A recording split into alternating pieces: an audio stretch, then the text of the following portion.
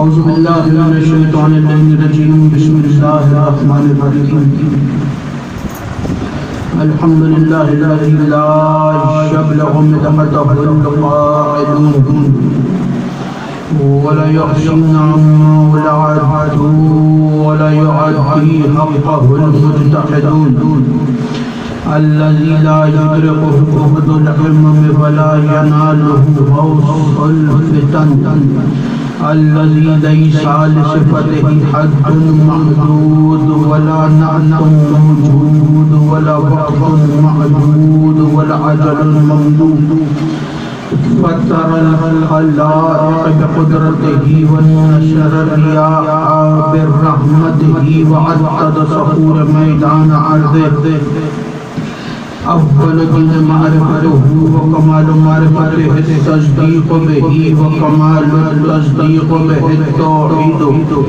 وكمال التوحيد هو إخلاص له نبي صفة عن كل شهادة صفة أنه غير الموصوف أنه غير الصفة فمن وصف الله سبحانه فقد قرنه ومن قرنه فقد صنعه ومن صنعه فقد جزاه ومن جزاه فقد جهله ومن جهله فقد أشار إليه ومن أشار إليه فقد عده ومن عده فقد عده الصلاة والسلام والتحية والإكرام على النبي الرحمة وقازم المغفرة وقائد خير والبركة ومنتزل عباد من الحلقة سيدنا ومولانا بالقاسم محمد صل على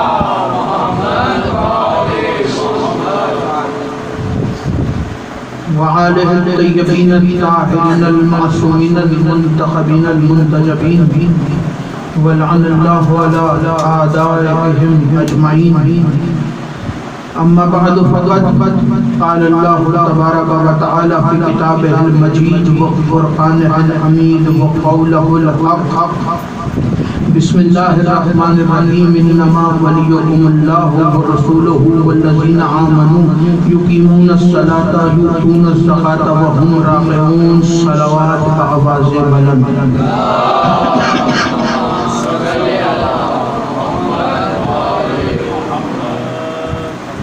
دعا ہے پروردگار عالم سے کہ فانیان کا یہ تمام خلق چہرجات کوشش باوش کو اپنی بارگاہ میں قبول و منظور فرمائے آپ حضرات کا اس فرش پہ چلایا میرا عظیم خالق اللہ اپنی بارگاہ میں قبول فرمائے آپ کو اس فرش پہ آنے کا بہترین اجر عطا فرمائے کوئی غم نہ دے سوائے غم حسین کے لاکھوں لوگوں کی ایک دعا میرے اللہ قبر کی پہلی رات ہو زیارت امیر نصیب فرما قیامت کا دن ہو شفاعت شبیر نصیب فرما محشر کے روز خاتم قرآن خاتم دامن اہل بیت نصیب فرما ہمارے آخری وارث کو ظہور جلد سے جلد فرما ہمیں امام کے انوار و انصار میں شامل فرما اور ہر عزادار کو مرنے سے پہلے لازمی مرتبہ تمام زیارات مقدسہ کی زیارت نصیب فرما تمام روحوں کی قبولیت تک پہنچائے سہارا درود کرنے کے فمل کے سارے بلند آواز سے صلوات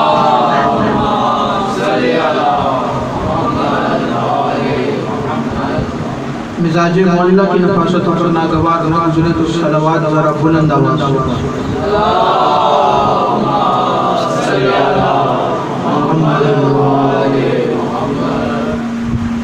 اجازت ہے گفتگو شروع کریں مجلس عزا بسلسلہ شہادت حضرت ابو الفضل الغفار صاحب علمدار بابا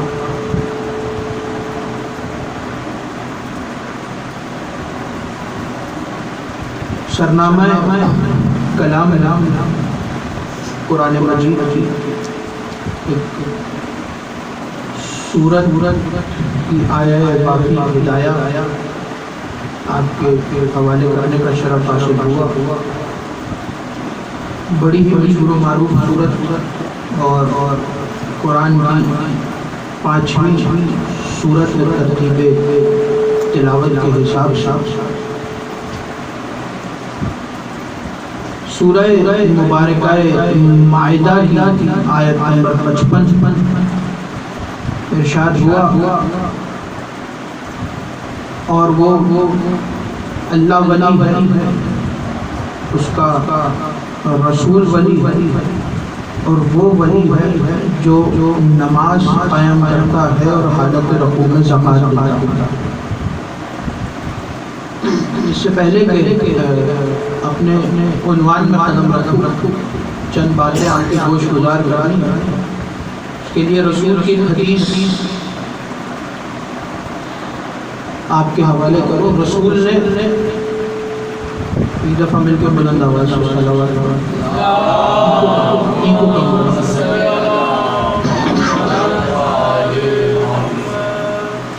اس سے بھی بہتر بلند آواز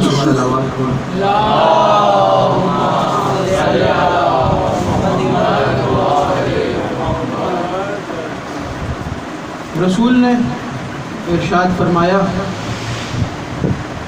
کہ النظر الی وجہ علی عبادت، علی کا چہرہ دیکھنا عبادت ہے۔ بات سمجھ میں آئے تو بول کر اس بات کا ثبوت دیجیے گا کہ مجھے پتہ چل جائے کہ میرا خطاب سقیفہ کے امیروں سے نہیں، غدیر کے فقیروں سے ہے۔ ارشاد ہوا النظر الی وجہ علی عبادت، علی کے چہرے کی طرف دیکھنا عبادت ہے۔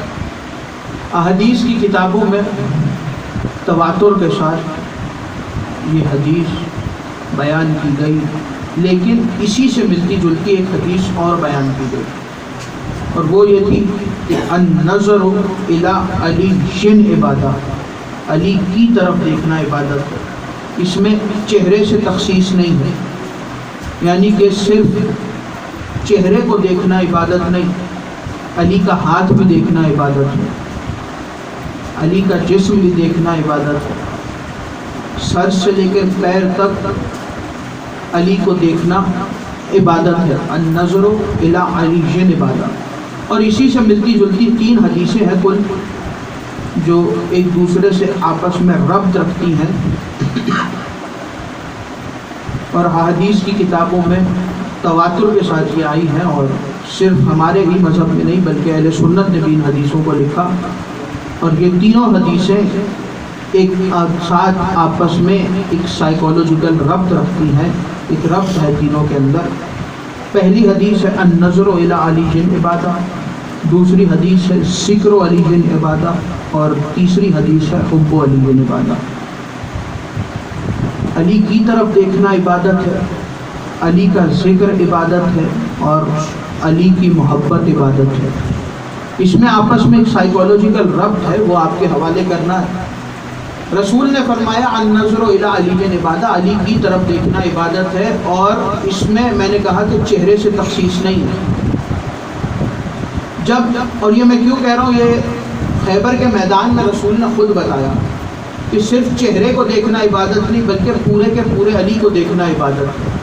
خیبر کے میدان میں جب امیر المومنین نے خیبر کا دروازہ اکھاڑا، اور اکھاڑنے کے بعد خیبر کے دروازے کو اپنے ہاتھ پر پکڑ کر خندق میں اتر گئے، اور خیبر کی جو خندق تھی اس کی چوڑائی اتنی تھی کہ اس کو پار کرنے کے لیے امیر المومنین نے دروازے کو اوپر رکھا، تو تاریخ کہتی ہے کہ وہ دروازہ بہت وزنی تھا، اور علماء نے اس کا وزن الگ الگ طریقے سے لکھا ہے، اور سب نے اس کا الگ الگ وزن لکھا ہے، لیکن جس نے بھی لکھا ہے کم سے کم اس نے یہ لکھا ہے کہ اس دروازے کو کھولنے کے لیے یا اٹھانے کے لیے 70 آدمیوں کی ضرورت پڑتی تھی، اتنا وزنی دروازہ تھا۔ اس کو امیر المومنین نے ایک ہاتھ پر اٹھایا، اور اٹھانے کے بعد خندق میں اتر گئے، اور خندق کے اوپر سے لشکر نے گزرنا شروع کیا۔ تو جب خیبر کے میدان میں اب رسول خدا کا لشکر کا ایک حصہ خندق کے اس پار ہو گیا اور خیبر کے قلعے میں داخل ہو گیا، توجہ میری طرف رکھیے گا، بات شروع ہو گئی۔ جب پہلا حصہ خندق کے اس پار ہو گیا، آدھا حصہ خندق کے اس پار کھڑا تھا، تو رسول اپنے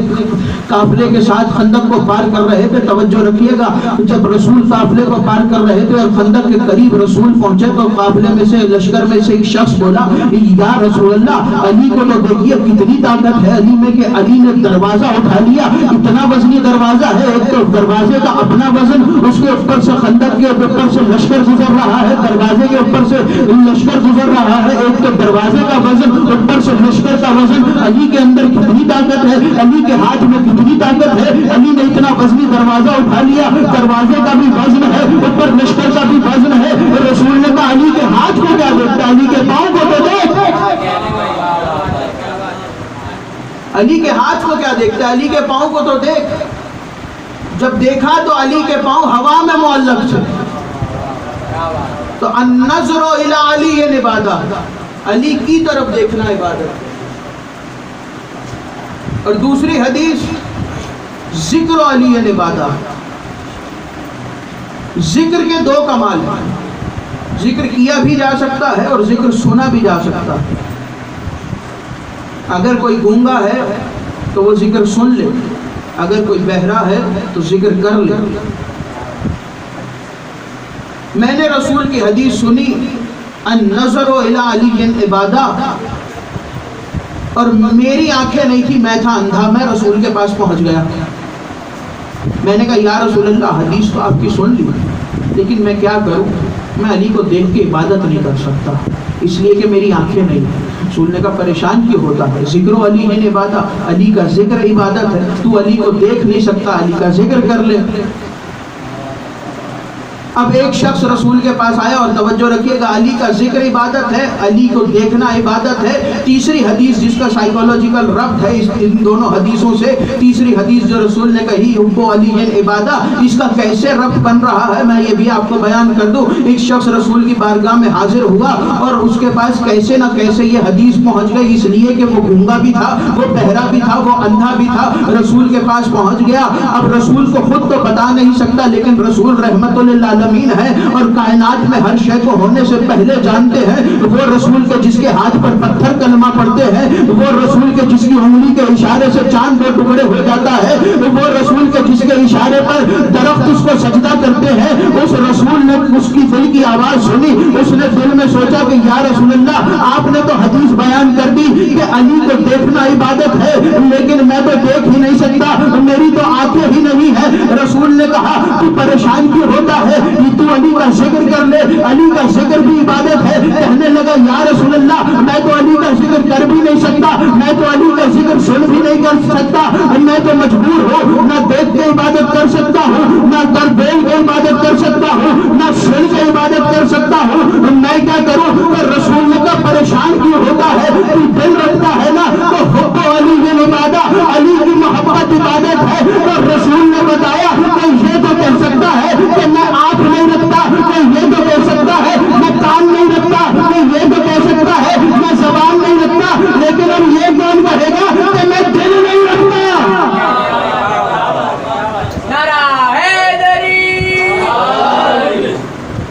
کون کہے گا کہ میں دل نہیں رکھتا؟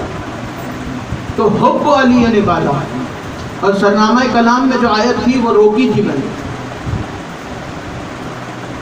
آیت ولایت انما ولیکم اللہ ورسولہ والذین آمنوا الذین یقیمون الصلاۃ ویؤتون الزکاۃ وہم راکعون۔ یہ آیت کب اور کہاں نازل ہوئی؟ رسول تشریف فرما تھے مدینہ میں، 4 یہودی آئے، توجہ رکھیے گا، آگے کہنے لگے یا رسول اللہ ہمیں کلمہ پڑھ دو۔ رسول نے کلمہ پڑھا دیا، چاروں کلمہ پڑھ کے مسلمان ہوئے۔ تو کہنے لگے یا رسول اللہ کلمہ تو پڑھ لیا لیکن ہم اسلام کے بارے میں نہیں جانتے، ہمیں نہیں پتا کہ نماز کیسے پڑھنی ہے، ہمیں نہیں پتا کہ روزہ کیسے رکھنا ہے، ہمیں نہیں پتا کہ زکوٰۃ کیسے دینی ہے، ہمیں نہیں پتا کہ حج کیسے کرنا ہے۔ ہم نے کلمہ تو پڑھ لیا لیکن ہم ایک چیز جانتے ہیں کہ ہر مذہب میں ہر نبی کا کوئی نہ کوئی جانشین ہوتا ہے، ہر نبی کا کوئی نہ کوئی وزیر ہوتا ہے، کوئی نہ کوئی جانشین ہوتا ہے، جیسے موسیٰ نبی کا یوشع بن نون تھا۔ ایسے ہی ہم یہ جانتے ہیں کہ ہر مذہب میں ہر نبی کا کوئی نہ کوئی وزیر ہوتا ہے، تو یا رسول اللہ آپ کا بھی کوئی وزیر ہوگا، آپ کا بھی کوئی جانشین ہوگا۔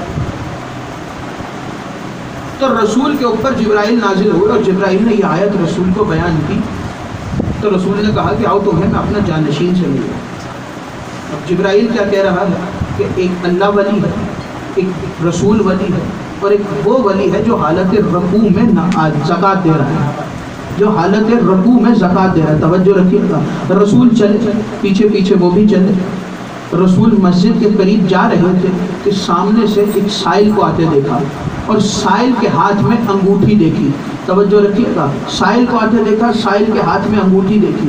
رسول نے انگوٹھی دیکھی، انگوٹھی پہچان لی۔ کہنے لگے یہ انگوٹھی تمہیں کس نے دی؟ کہنے لگا یا رسول اللہ مسجد میں کوئی نمازی نماز پڑھ رہا تھا، میں مانگنے گیا، اس نے حالت رکوع میں ہاتھ کو بلند کیا، میں نے انگوٹھی اتار لی۔ رسول نے کہا اچھا۔ رسول مسجد کے دروازے پر پہنچے، مسجد کے دروازے پر پہنچ کے دیکھا تو وہاں 10 نمازی نماز پڑھ رہے تھے۔ رسول نے سائل سے مخاطب ہو کے کہا تجھے کس نے انگوٹھی دی؟ توجہ رکھیے گا جملے پہ۔ سائل مسکرا کے کہتا ہے یا رسول اللہ اس نے دی جو آپ جیسا دکھتا ہے۔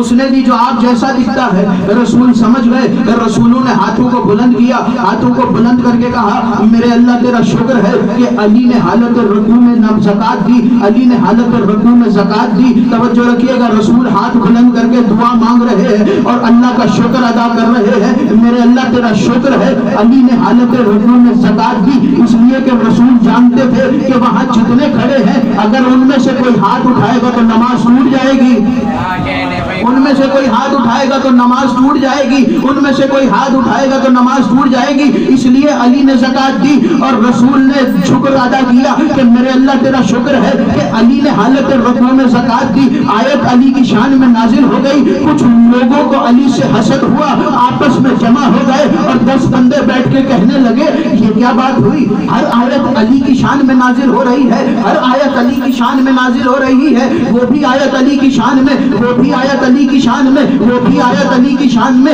ایسا لگتا ہے پورا قرآن علی کی شان میں نازل ہو رہا ہے، ایسا لگتا ہے پورا قرآن علی کی شان میں نازل ہو رہا ہے۔ توجہ رکھیے گا، ایک بندہ کہنے لگا اپنی جلن میں کہنے لگا کہ ایسا کرتے ہیں آیت تو نازل ہو گئی، اب کیا کریں؟ آیت پہ تو عمل کرنا پڑے گا، چلو ہم اللہ کو ولی مان لیتے ہیں، رسول کو ولی مان لیتے ہیں، لیکن علی کو ولی نہیں مانتے۔ تو ان میں سے جب 10 بندے بیٹھے ہو نا تو 10 میں سے ایک عقل مند ضرور ہوتا ہے۔ ایک عقل مند کھڑا ہوا اور کھڑے ہو کے کہنے لگا کہ تو نے تو کہہ دیا کہ ہم اللہ کو مان لیتے ہیں اور رسول کو مان لیتے ہیں لیکن علی کی ولایت کو نہیں مانتے۔ کہنے لگا کہ تم نے قرآن کی آیت کو غور سے نہیں سنا، تم نے آیت کا مزاج کو نہیں سمجھا۔ کہنے لگا مطلب کیا ہے؟ کہنے لگا آیت کا مزاج یہ کہہ رہا ہے کہ اللہ ولی ہے، رسول ولی ہے، علی ولی ہے، تینوں کو ماننا ضروری ہے۔ جیسے اللہ ولی ویسے رسول ولی، جیسے رسول ولی ویسے علی ولی۔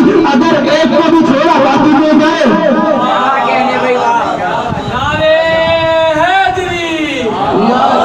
ایک کو بھی چھوڑا باقی دو گئے۔ کہنے لگے کیا کریں، آیت ہے، ماننے کو آیت تو کہہ رہی ہے لیکن اقرار کرنے کو دل نہیں کرتا۔ آیت تو کہہ رہی ہے مانو، کہ کیا کریں، سوچ بھی رہے ہیں، ذہن بھی من رہا ہے لیکن دل نہیں مان رہا، اقرار کرنے کو دل نہیں مانتا۔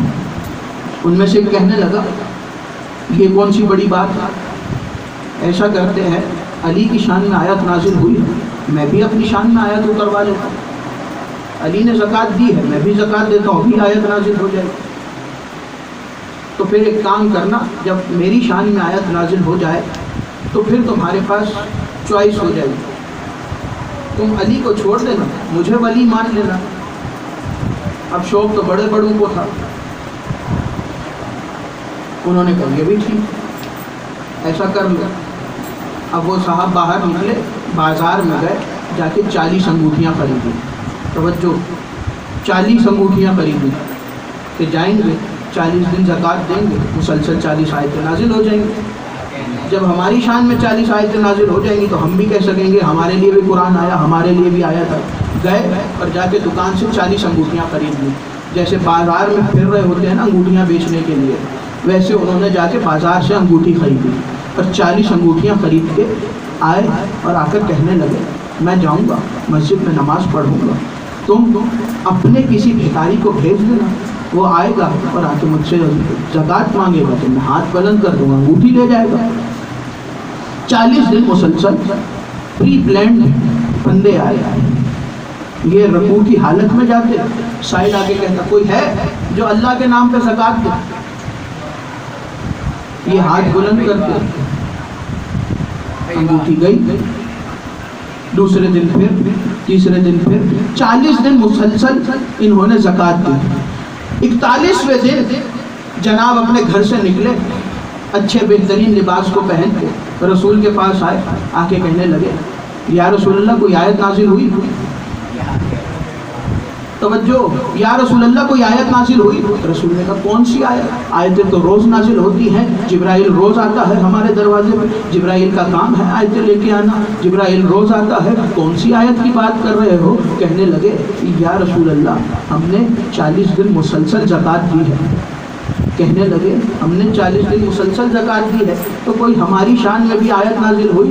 رسول نے کہا یہ بتاؤ زکوٰۃ کیسے دی تم نے؟ کہنے لگے یا رسول اللہ ہم نماز پڑھنے گئے، ہم نے رکوع کی حالت میں پہنچے، ایک سائل آیا آ کے کہنے لگا کوئی ہے جو اللہ کی راہ میں زکوٰۃ دے، ہم نے ہاتھ کو رکوع کی حالت میں اٹھایا اور اٹھا کے زکوٰۃ دی۔ اللہ کے نبی نے یہ نہیں کہا کہ تمہاری شان میں آیت آئی، اللہ کے نبی نے کہا جاؤ جا کے 40 دن کی نمازیں دوبارہ پڑھو، جاؤ اور جا کے 40 دن کی نمازیں دوبارہ پڑھو۔ اب حسرت تو بڑی تھی کہ کوئی نہ کوئی آیت آئے۔ یہاں پہ ایک جملہ مجھے یاد آ گیا، مولانا محمد اسماعیل فاضل دیوبند کا جملہ توجہ سے سنیے گا۔ ایک شخص آ گیا ان کے پاس اور آ کے کہنے لگا کہ اے مولانا اسماعیل، ہر آیت قرآن کی آپ کے پیروں کی شان میں نازل ہوئی، ہر آیت آپ کے مولا کی شان میں نازل ہوئی، کیا ہمارے بڑوں کی شان میں کوئی آیت نازل نہیں ہوئی؟ کہنے لگے توبہ کرو، تم ایک آیت کی بات کر رہے ہو، پوری سورت نازل ہوئی۔ اس نے کہا اے مولانا اسماعیل کون سی سورت نازل ہوئی؟ مسکرا کے کہنے لگے سورہ منافقون، پوری سورت نازل ہوئی ہے۔ اور اللہ نے کیا کہا؟ وہ ولی ہے، اللہ ولی ہے، رسول ولی ہے، اور وہ ولی ہے جو حالت رکوع میں زکوٰۃ دے۔ اور جیسے اللہ ولی ہے ویسے رسول ولی ہے، جیسے رسول ولی ہے ویسے علی ولی ہے۔ اور رسول نے اس آیت کو بار بار تلاوت کیا تاکہ دنیا والوں کو پتہ چلے کہ میرے بعد میرا جانشین کون ہے، میرے بعد میرا جانشین کون ہے۔ رسول نے بار بار اس آیت کو تلاوت کیا۔ خیبر کے میدان میں جب 39 دن مسلسل لڑنے کے بعد کچھ اثر نہ ہوا تو 39ویں دن آ گیا، 39 دن خیبر میں۔ اور خیبر کی جنگ سب سے بڑی جنگ تھی، پوری جنگ نہیں پڑھنی، بس ایک جملہ پڑھنا، سب سے بڑی جنگ تھی خیبر کی جنگ۔ خندق کی جنگ خیبر کے مقابلے میں چھوٹی تھی، رسول خندق میں 10,000 کا لشکر لے کے گئے، اور خیبر کی جنگ خندق کے مقابلے میں بڑی تھی، مرحب کا لشکر تھا، قلعہ کاموس کو فتح کرنا۔ رسول خیبر میں 4,000 کا لشکر لے گئے۔ یا رسول اللہ یہ کیا بات ہے؟ جو چھوٹی جنگ تھی اس میں 10,000 کا لشکر، جو بڑی جنگ تھی جہاں لشکر کی زیادہ ضرورت تھی وہاں 4,000 کا لشکر۔ مسکرا کے کہنے لگے چاہے 10,000 لے کے جاؤں، چاہے 4,000 لے کے جاؤں، چاہے 50,000 لے کے جاؤں، لڑنا تو اسی نے ہے جو لڑتا ہے ہمیشہ، لڑنا تو اسی نے ہے جو ہمیشہ لڑتا ہے۔ اور 39 دن مسلسل علم ملتا، میدان میں جاتے، 7ویں قلعے پہ، قلعہ کاموس پہ مرحب کھڑکی میں بیٹھا اور ساتھ میں اس کی یہودی عورتیں جو گیت گاتی ہیں۔ یہ صحابی کو دیکھتا، صحابی میدان میں آتا، یہ صحابی سے کہتا میں آؤں، اور عورتیں صحابی کی توہین میں گیت گانا شروع کرتی، تو رسول کے ساتھی پریشان ہوتے اور واپس 39 دن مسلسل گزر گئے۔ 39ویں دن کی رات سارے رسول کے خیمے میں جمع ہوئے، توجہ رکھیے، سارے رسول کے خیمے میں جمع ہوئے، کہنے لگے یا رسول اللہ 39 دن گزر گئے، 40 کا وعدہ ہے، اب کیا کرنا ہے؟ رسول نے مسکرا کے کہا کیا کرنا ہے؟ کہنے لگے یا رسول اللہ کچھ تو کرنا ہوگا، کچھ تو ہوگا، بتائیے کیا ہوگا؟ رسول نے کہا وہی ہوگا جو منظور خدا ہوگا، وہی ہوگا جو منظور خدا ہوگا۔ کہنے لگے یا رسول اللہ کیا کریں؟ 39 دن مسلسل لڑ رہے، پتہ نہیں کر پائے۔ ایک شخص رسول کے قریب آیا، اسے کہنے لگا یا رسول اللہ علی کی بڑی یاد آ رہی ہے، توجہ، یا رسول اللہ علی کی بڑی یاد آ رہی ہے۔ رسول نے کہا وہ تو آئے گی، اس لیے کہ جان پہ بنائی ہے، علی کی یاد تو آئے گی کیونکہ جان پہ بنائی ہے۔ کہنے لگے یا رسول اللہ اب اس کو بلائیے نا، اب اس کے بغیر جیا نہیں جاتا، اس کے بغیر جنگ داؤ پہ لگ گئی ہے، رسول اللہ اس کو بلائیے نا۔ رسول نے کہا ایسی بات ہے، انتظار کرو۔ فجر کے وقت رسول اللہ نے فجر سے تھوڑی دیر پہلے پورے لشکر کو جمع کیا میدان میں۔ جمع کرنے کے بعد رسول نے کہا کل میں علم اس کو دوں گا جو مرد ہوگا، غیر فرار ہوگا، کرار ہوگا، جو مرد ہوگا۔ اور رسول سے سوال کروں یا رسول اللہ 40 دن 39 دن جن کو بھیجتے رہے وہ کون تھے؟ 39 دن جن کو بھیجا وہ کون تھے؟ جو آپ آج فرما رہے ہیں کہ جو مرد ہوگا اس کو علم دوں گا۔ امام صادق نے کسی سے پوچھا یا امام جبنا رسول اللہ یہ بتائیے کہ یہ خیبر کے میدان میں رسول نے کیوں کہا کہ کل علم اس کو دوں گا جو مرد ہوگا؟ تو یہ رسول اللہ کیوں کہہ رہے ہیں؟ پورا لشکر رسول اللہ مردوں کا لے کے گئے ہیں، لیکن رسول نے اس حدیث کو کیوں بیان کیا؟ یہ جملہ رسول نے کیوں کہا؟ تو امام صادق نے مسکرا کے کہا کہ یہ مرد اس مردانگی کی بات ہو رہی ہے جس کے دل میں علی کی ولایت ہو۔ مرد صرف وہی ہے جس کے دل میں علی کی ولایت ہو، مرد صرف وہی ہے۔ تو رسول نے کہا کل علم اس کو دوں گا جو مرد ہوگا، غیر فرار ہوگا، کرار ہوگا، اللہ اور رسول اس سے محبت کرتے ہوں گے، وہ اللہ اور اس کے رسول سے محبت کرتا ہوگا۔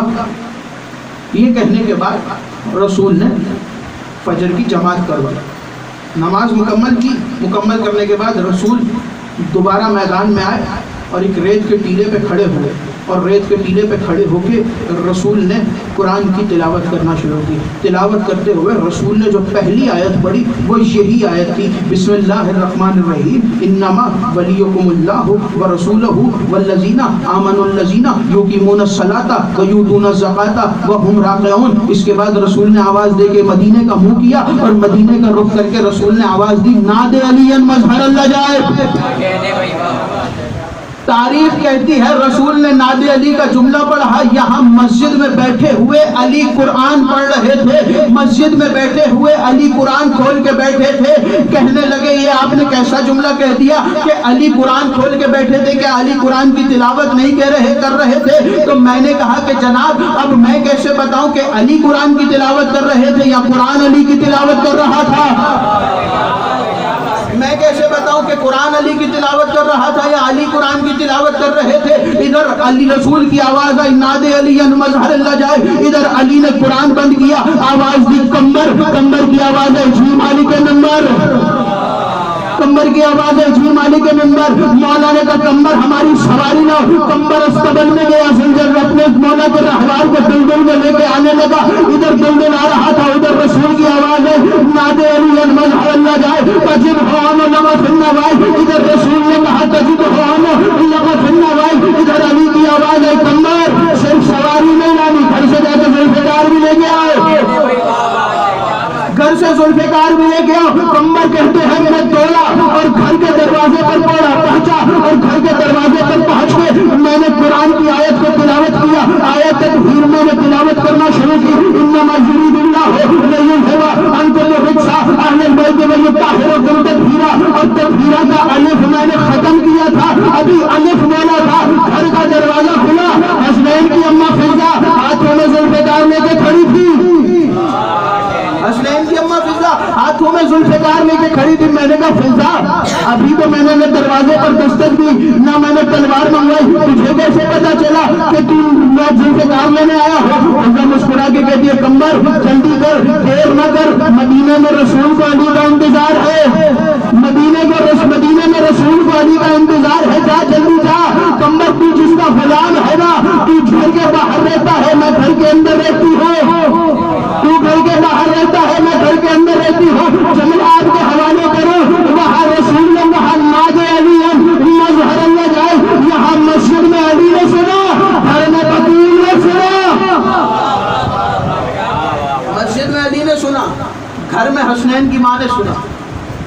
तलवार लेके पहुंचे, अली राहवार पे सवार हुए।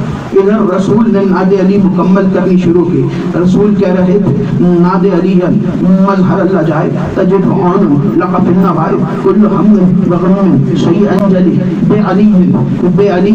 इधर रसूल अली के लफ्ज़ पर आए, अली इधर अपने दुलदुल पर सवार हुए। अली दुलदुल पर सवार होके दुलदुल से मुखातिब हुए, ए दुलदुल, रसूल परेशान है, हमें खैबर के मैदान में जाना है। मैं जानता हूँ फासला लंबा है, लेकिन खैबर के मैदान में पहुंचना है। दुलदुल ने ज़बानी बेज़बानी से अली की तरफ देख के कहा, या अली आप कौन कहे तो मैं खैबर के मैदान में पहुंच जाऊं? या अली आप कौन कहे तो मैं खैबर के मैदान में पहुंच जाऊं? अली ने कहा, नहीं दुलदुल, कौन की जरूरत नहीं है, बल्कि मुझे अपनी रफ्तार का बता, तेरी रफ्तार कितनी है, तो कितनी देर में खैबर के मैदान में पहुंचा सकता है? कहने लगा, ऐ अमीरुल मोमिनीन, इधर रसूल ने आवाज दे दी है, रसूल परेशान जो है, आप सवार हो गए हैं तो आप सवार होइए, मेरी रकाबों को अंदर पैरों को जमाइए, मेरी महारों को अपने हाथों से जोर से पकड़िए। मैं वादा करता हूँ मेरे पिछले सौम मदीने में होंगे, अगले मरहब के सीने में होंगे, पिछले मदीने में होंगे, अगले मरहब के सीने में होंगे। रसूल की तरफ इधर रसूल नादे अली मुकम्मल कर रहे थे, इधर अली के दुलदुल ने दौड़ना शुरू किया। इधर रसूल ने कहा, नादे अली मन हर अल्लाह जाए, तवज्जो, नादे अली मन हर अल्लाह जाए, बजर आनो लक़फ़िन नवाए हमने लोगों ने सैयद जली बेअज़मत का या अल्लाह हो, या अल्लाह हो, ये नबूवत का या मोहम्मद, या मोहम्मद, ये विलायत का या अली, या अली, या अली, या अली अदरिकनी फी सबीलिल्लाह। इधर रसूल ने फी सबीलिल्लाह कहा, इधर अली दलदल से उतरे, रसूल के कदमों पे हाथ लगा के कहते, अस्सलामु अलैका या रसूलल्लाह, अस्सलामु अलैका या रसूलल्लाह। इधर रसूल को सलाम किया, इधर रसूल ने पकड़ के सीने से लगाया, कहने लगे, या अली 39 दिन हो गए, लश्कर ने फतह नहीं किया, अब आखिरी आस, आखिरी उम्मीद तुम ही। उधर और ये जो रिवायत सुनाने लगा हूँ, अल्लामा जलालुद्दीन सयूती ने अपनी किताब में लिखी, अहले सुन्नत के आलिम। वो कहते हैं, जैसे ही रसूल ने नादे अली पढ़ी और अली खैबर के मैदान में पहुँचे, तो रसूल ने अमीर अल मोमिनीन के लिए शरबत का प्याला भरा।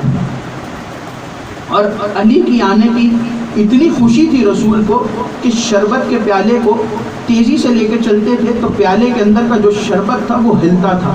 और रसूल जल्दी से अली के सामने आए और आकर कहने लगे, या अली शरबत नोश फरमा लीजिए, लंबा सफ़र तय करके आए हैं, तवज्जो रखिएगा मेरी तरफ। या अली शरबत नोश फरमा लीजिए, लंबा सफ़र तय करके आए हैं। या अली शरबत पी लीजिए, मेरी तरफ देखिएगा। या अली शरबत पी लीजिए, लंबा सफ़र तय करके आए हैं। अली ने रसूल से शरबत के हाथों को अपने हाथ, शरबत के जाम को अपने हाथों पे लिया, अपने हाथों पे लेके अपने मुंह के करीब किया, कहने लगे, या रसूल अल्लाह, शरबत आप कह रहे हैं इसलिए पी रहा हूँ, वरना अगर आप कहें तो शरबत रहने दूं, पहले किले को फतह कर लो, पहले किले को फतह कर लूं। अल्लामा जलालुद्दीन सयूती मेरे मजहब से ताल्लुक नहीं है, वो यहाँ पे कहते हैं कि रसूल को तो हसरत थी, रसूल को तो खुशी थी अली की खैबर के मैदान में आने की, लेकिन सबसे ज्यादा खुश रसूल के सहाबा थे। और रसूल के सहाबा आगे बढ़ बढ़ के अली के घोड़ों को चूम रहे थे,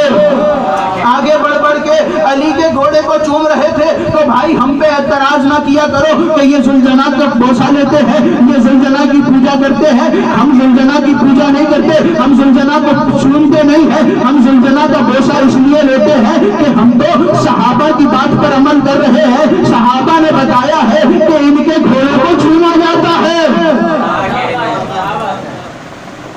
इनसे जो चीज मंसूब हो जाए उसको चूमा जाता है, उसका बोसा लिया जाता है। और हम क्या करें, हमारी मजबूरी है अली को मानना। गदीर के मैदान में जब रसूल ने अली की विलायत का ऐलान किया तो जो सबसे पहली शख्सियत थी मुबारकबाद देने वाली अमीर अल मोमिनीन को, वो दूसरे खलीफा थे।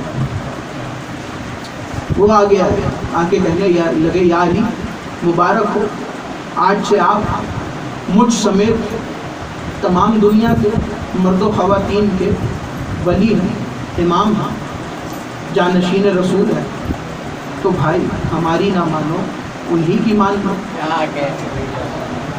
سب سے پہلے جنہوں نے مبارک دی انہی کی مان لو۔ نہیں ماننا تو پھر تم جانو، وہ جانو، بعد میں قیامت والے دن ان کو منہ دکھا لینا جب وہ پوچھیں گے کہ بتاؤ جب میں نے علی کو مبارک دے دی تھی تو پھر تم نے کیوں نہیں مانا؟ جب میں نے علی کو مبارک دی تھی تو پھر تم نے کیوں نہیں مانا؟ پوری دنیا نے علی کو مانا، لیکن کچھ لوگوں کو علی سے بغض تھا اور فضائل امیر المومنین ہضم نہیں ہوئے۔ باخدا اگر ہضم ہوئے ہوتے تو یوں علی کی بیٹیاں بازار میں نہ آتی۔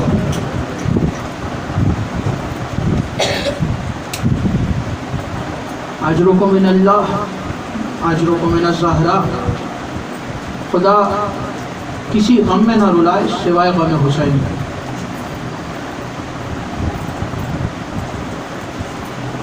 میں نے ایک جملہ محرم کے آغاز میں کہا تھا کہ عزادارو جی بھر کے گریہ کر لینا، اس برس ایام عزا اتنی تیزی سے گزریں گے کہ پتہ بھی نہیں چلے گا۔ ہاں عزادارو دیکھو تو صحیح، آج 24 سفر بھی گزر گئے، صرف 14 یا 15 دن کا مہمان بچا ہے یہ فرش عزا گھروں میں، پھر گھروں سے یہ رونق چلی جائے گی۔ گھروں میں جو معصومین آتے ہیں وہ کب آئیں گے؟ جب فرش عزا بچھے گا۔ ایک جملہ کہا کرتا ہوں، اس گھر کا ہر فرد حقیقت میں محمد ہے، فضیلت میں علی ہے اور مصائب میں حسین ہے۔ جی بھر کے گریہ کر لینا۔ آج علم والے مولا کے مصائب پیش کرنے ہیں نا، رونے میں شرمانا نہیں۔ کیا پتہ کس کے پہلو میں سید سجاد بیٹھے ہو، کیا پتہ کس کے پہلو میں امام زمانہ بیٹھے ہو۔ عزادارو جانتے ہو شام سے بھی ایک بی بی آتی ہے جو اکیلی نہیں آتی بلکہ اپنے ساتھ ایک 4 برس کی بیوی کو لاتی ہے، اور وہ دونوں پھوپھی بھتیجی جب عزاداروں کو روتا دیکھتے ہیں تو وہ 4 برس کی بچی اپنی پھوپھی سے پوچھتی ہے، پھوپھی اماں یہ رونے والے کون ہیں؟ تو جناب زینب کہتی ہے سکینہ یہ رونے والے تیرے بابا کے عزادار ہیں۔ تو رو کے کہتی ہے پھوپھی اماں کاش یہ کربلا کے میدان میں ہوتے، نہ میرا بابا تیرا سروں سے مارا جاتا، نہ میرے چچا کے بازو قلم ہوتے، نہ آپ کے سر سے چادر چھنتی، نہ کوئی مجھے تماچے مارتا۔ اور عزادارو اکثر ایک جملہ کہا کرتا ہوں، رونے میں شرمانا نہیں، اس لیے کہ تمہارے رونے پہ پابندی نہیں ہے، تمہیں کوئی رونے پہ تماچے نہیں مارے گا۔ یہ حسین کی سکینہ کی قسمت تھی، جہاں جہاں باپ کو رونا چاہا وہاں وہاں باپ کے قاتل نے آگے بڑھ بڑھ کے تماچے مارے۔ تمہارے ہاتھ ماتم کے لیے آزاد ہے۔ یہ حسین کی بہنوں کی قسمت تھی کہ جہاں بھائی کا ماتم کرنا چاہا وہاں ہاتھوں میں رسن آ گئی۔ ہاں عزادارو تاریخ میں 3 منہال گزرے ہیں، ایک منہال کوفی، ایک منہال بصری، ایک منہال دمشقی۔ مجھے جس کا ذکر کرنا ہے وہ ہے منہال کوفی۔ جب رہائی مل گئی اور قافلہ مدینے آ گیا، کچھ عرصے کے بعد منہال کوفے سے چلا، سید سجاد کی بارگاہ میں حاضر ہوا، حاضر ہو کے کہنے لگا السلام علیکہ یا ابن رسول اللہ، اے رسول اللہ کے بیٹے آپ پر میرا سلام ہے۔ اب یہ تو جانتے ہو نا کہ امام سب کچھ جانتے ہیں، لیکن اگر کوئی سوال امام کرے تو وہ ہمارے لیے کرتے ہیں تاکہ ہم جیسے جان سکے کہ یہ سوال کیوں کیا جا رہا ہے اور اس کا جواب کیا ہے۔ امام نے منہال سے سوال کیا، منہال یہ بتاؤ کوفہ کے حالات کیسے ہیں؟ کہنے لگا مولا کوفہ کے حالات اچھے ہیں، مختار ایک ایک کر کے قاتلان حسین کو مار رہا ہے۔ کہنے لگے منہال بتاؤ کون کون مر گیا؟ منہال نے بتایا مولا پسر سعد مارا گیا، مولا شمر سے بدلہ لے لیا گیا، مولا حسین بن نمیر مارا گیا۔ جب منہال سب کا بتا رہا تھا تو مولا کی آواز ہے منہال یہ بتاؤ حرملہ کی کیا خبر ہے؟ چونکہ منہال ایک لمبے سفر سے آیا تھا کوفہ سے مدینہ، تو منہال کو جتنی خبر تھی منہال نے مولا کو دے دی۔ کہنے لگا مولا مجھے حرملہ کی خبر نہیں۔ مولا نے کہا منہال کوفہ جاؤ پھر ہمیں بتانا کہ حرملہ کی کیا خبر ہے۔ ادھر منہال کوفہ پہنچا، ادھر مختار کو پتا چلا کہ منہال سید سجاد سے مل کے آ رہا ہے۔ مختار نے منہال کو بلایا، بلا کر کہنے لگے منہال میں نے سنا ہے تم مدینے گئے تھے۔ کہنے لگا ہاں۔ مختار کی آواز ہے منہال یہ بتاؤ سید سجاد کیسے؟ اور کچھ کہہ رہے تھے۔ منہال نے کہا امیر جب میں مدینے گیا تو پہلے تو سید سجاد نے مجھ سے کوفہ کے حالات پوچھے، میں جتنا جانتا تھا میں نے بتا دیا، لیکن مولا ایک چیز پوچھ رہے تھے کہ حرملہ کی کیا خبر ہے۔ مولا حرملہ کے بارے میں پوچھ رہے تھے۔ مختار نے حکم دیا کہ جلدی جاؤ اور حرملہ کو گرفتار کرو۔ جتنی جلدی ہوا مختار کے لشکر نے حرملہ کو گرفتار کیا۔ حرملہ دربار میں لایا گیا، مختار کے سامنے بٹھایا گیا۔ اس سے پہلے کہ مختار کوئی سوال کرتے منہال آگے بڑھا اور آگے بڑھ کے کہتا ہے حرملہ یہ بتا تو نے کربلا میں ایسا کیا ظلم کیا کہ سید سجاد بار بار تیرا پوچھ رہے ہیں؟ بتا تو نے ایسا کیا ظلم کیا کہ بار بار سید سجاد تیرا پوچھ رہے ہیں؟ منہال کہتا ہے میں نے کربلا میں 3 تیر چلائے تھے۔ حرملہ کہنے لگا میں نے کربلا میں 3 تیر چلائے تھے۔ منہال کہتا ہے حرملہ بتا کب کب اور کہاں کہاں تو نے تیر چلائے؟ حرملہ کہتا ہے امیر مجھ سے نہ پوچھو، اگر میں نے بتایا تو سن کے مر جاؤ گے۔ مختار کی آواز ہے حرملہ بتا تو نے کہاں کہاں تیر چلائے؟ ایک تیر چھوڑ کے ایک تیر بعد میں پڑھوں گا، 2 تیر پہلے پڑھوں گا، بعد والے تیر پہلے پڑھ رہا ہوں۔ جو حرملہ نے پہلا تیر چلایا اس کو ذرا روک رہا ہوں، ابھی بعد میں پڑھوں گا تیسرا تیر۔ حرملہ کہتا ہے امیر میں نے دوسرا تیر نکالا، میں نے 3 ہی تیر چلائے تھے اور تینوں نشانے پہ لگے تھے۔ کہتا ہے میں نے دوسرا تیر نکالا اور دوسرا تیر اس وقت نکالا جب حسین اپنے ہاتھوں پہ اپنے 6 مہینے کے لاڈلے کو لے کر آئے تھے تو پسر سعد میرے قریب آیا اور آ کے کہتا ہے حرملہ حسین کے کلام کو قطع کرو۔ کہتا ہے میں نے پہلا تیر اٹھایا میرا نشانہ چوکا، میں نے دوسرا تیر اٹھایا میرا نشانہ چوکا، اب جو میں نے تیر اٹھایا تو یہاں شمر آیا، آ کے کہتا ہے حرملہ تو ہمارے لشکر کا بہترین تیر انداز ہے، یہ بتا تیرا تیر نشانے پہ کیوں نہیں لگ رہا؟ کہتا ہے شمر سے حرملہ کہتا ہے کہ شمر جب میں تیر لگاتا ہوں کمان میں اور تیر چلانے لگتا ہوں اللہ جانے وہ سامنے خیمہ کشتا ہے، اس خیمے کا پردہ ہٹتا ہے، ایک کالے برقعے والی بیوی باہر آ کے کہتی ہے اے ظالم اپنا تیر دیکھ میرا صغیر دیکھ۔ کہتا ہے میں نے دوسرا تیر اصغر پہ چلایا، تیسرا تیر میں نے حسین پر چلایا، یہ وہ تیر تھا کہ جس نے حسین کو زین چھوڑنے میں مجبور کیا۔ پہلا تیر جانتے ہو، ابھی پڑھوں گا حوصلے سے سن لینا مسائل۔ عزادارو یہاں حسین نے علمدار کو اجازت دی میدان میں جانے کی۔ عباس مشکیزہ لے کے خیموں سے نکلے، خیموں سے نکل کر فرات پر آئے. روب عباس سے فرات کا 10,000 کا لشکر چلا گیا. عزادارو 10,000 کے لشکر نے فرات کو خالی کیا. ادھر عباس فرات میں اترے. عباس نے مشکیزے کو بھرا, مشکیزے کو بھر کے کاندھوں پہ پہنا, کاندھوں پہ پہن کے عباس نے فرات سے خیموں کا رخ کیا. عزادارو خیموں کا رخ کرنا تھا کہ عباس نے گھوڑے کو ایڑ لگائی اور گھوڑے نے دوڑنا شروع کیا. عزادارو گھوڑے نے دوڑنا شروع کیا.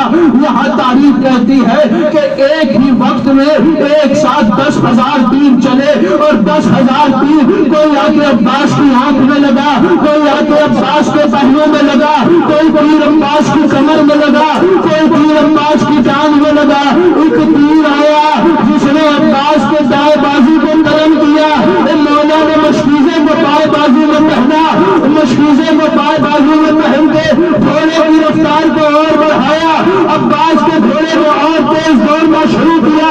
یہاں ایک اور تیر آیا, عباس کا بایاں بازو بھی قلم ہوا. مولا نے مشکیزے کو دانتوں میں رکھا. یہ ہے وہ تیسرا تیر جو ہرملا نے چلایا ہے. ہرملا کہتا ہے اے امیر, میں نے پہلا تیر اپنی کمان میں جوڑا اور مختار کی طرف دیکھتے کہتے ہیں امیر, میں نے جب تیر کو کمان میں جوڑا تو میں نے مشکیزے کا نشانہ لگایا. اس لیے کہ پسر سعد نے کہا تھا اے ہرملا یہ پانی خیموں میں نہیں پہنچنا چاہیے. میں نے نشانہ لگایا, میرا تیر جا کے مشکیزے میں لگا, مشکیزے کا پانی بہا. عباس کی آرزو ٹوٹ گئی, عباس کے گھوڑے کی رفتار کم ہوئی. ایک ظالم آگے بڑھا, آگے بڑھ کے سر پہ گرز مارا. گرز پہ لگ رہا تھا بغیر ہاتھوں کے علی کے لال نے زیر چھوڑی, آواز دی السلام علیکم یا ابا عبداللہ. آقا میرا آخری سلام. حسین کی آواز آئی, زینب میری کمر ٹوٹ گئی, زینب میری کمر ٹوٹ گئی. عزادارو صرف گرز نہیں لگا بلکہ تیر بھی لگے, سینے میں بھالا بھی تھا, نیزے بھی لگے. جب عباس نے سین چھوڑی تو سر پہ گرز تھا, آنکھ پہ تیر تھا. عزادارو کمر میں برچھی کا پھل تھا, کمر میں نیزہ تھا. عباس نے بغیر ہاتھوں کے سین چھوڑی. جب علی کا لال زمین پر آیا, ادھر حسین نے دوڑنا شروع کیا. ادھر شمر کی آواز آئی, جس نے علی کا بدلہ لینا ہے وہ آ کے. عزادارو شمر کہتے جس نے علی کا بدلہ لینا ہے وہ آ کے لے لے. اس لیے کہ علی کے لال نے بغیر ہاتھوں کے دین چھوڑ دی. امام زمانہ فرماتے میرا سلام ہو اس غریب پر جس کی قبر اصغر سے بھی چھوٹی بنائی گئی.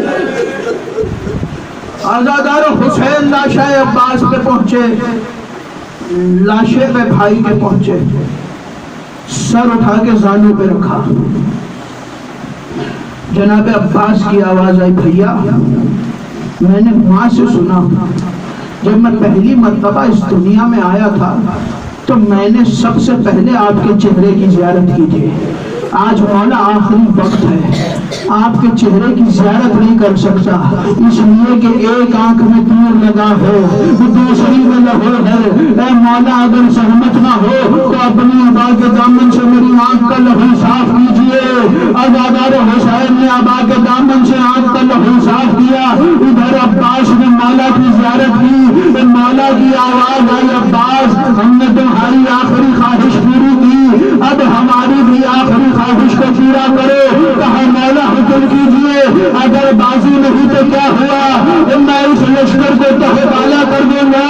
حسین کی آواز آئی, نہیں عباس لڑنا نہیں ہے, بس اس غریب کی